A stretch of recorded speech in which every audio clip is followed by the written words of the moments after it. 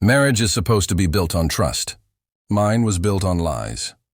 I met my wife Claire in college. She was charming, witty, the kind of woman who could light up a room just by walking in.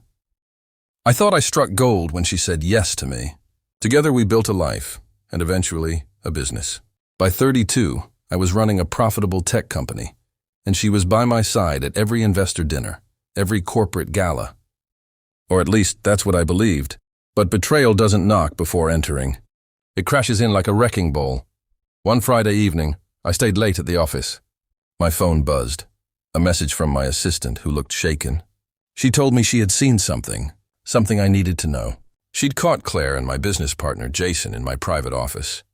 Not in a meeting, not in a discussion, but in a way no wife should ever be with another man, especially not your best friend and co-founder.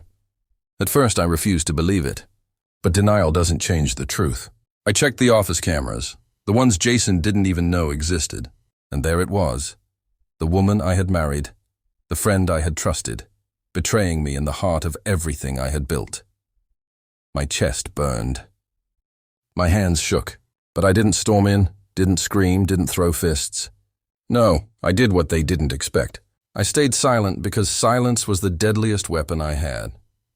Over the next few weeks, I played the game, smiling at Jason in board meetings, holding Claire's hand at dinners, while secretly collecting every piece of evidence I needed. Texts, emails, bank transfers showing Jason siphoning funds to cover their secret getaways. Even audio recordings of whispered conversations about how they planned to phase me out of my own company. Yes, not only did they betray my heart, they plotted to destroy my empire. When the puzzle was complete, I made my move. It was the quarterly board meeting, the one where Jason thought he would announce his new vision for the company.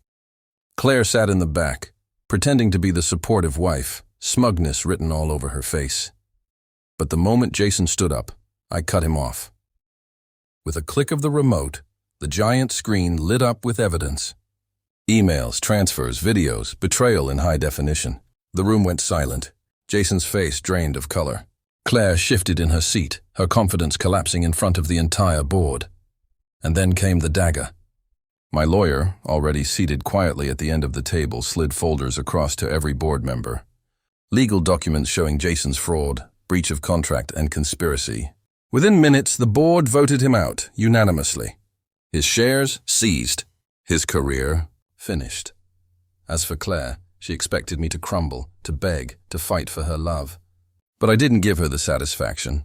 Instead, I slid divorce papers across the table, already filed, airtight, leaving her with nothing but the clothes on her back. Her mouth opened, trembling. "You can't do this to me."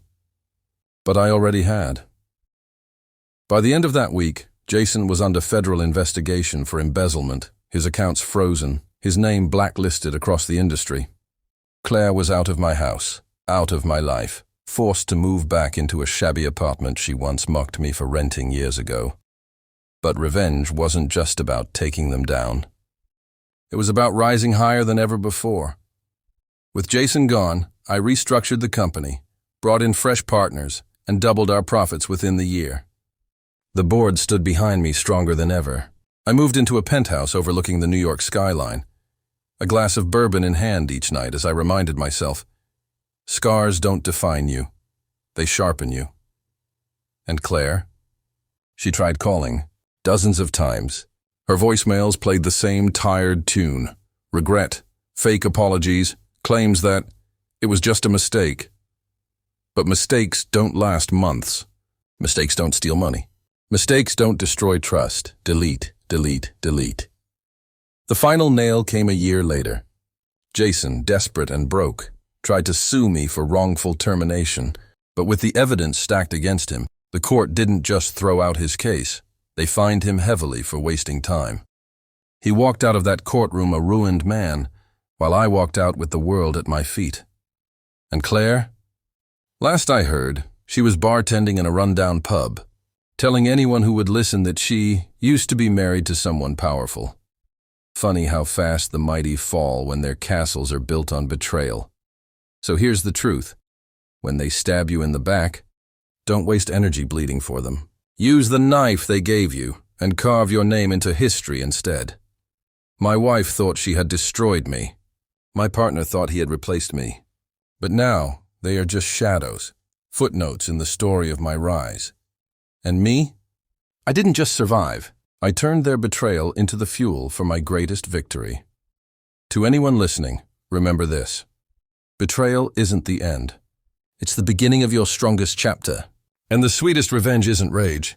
It's success so loud they choke on it. If this story hit you hard, subscribe now. Because what comes next will make this look like child's play. Stay ruthless. Stay legendary.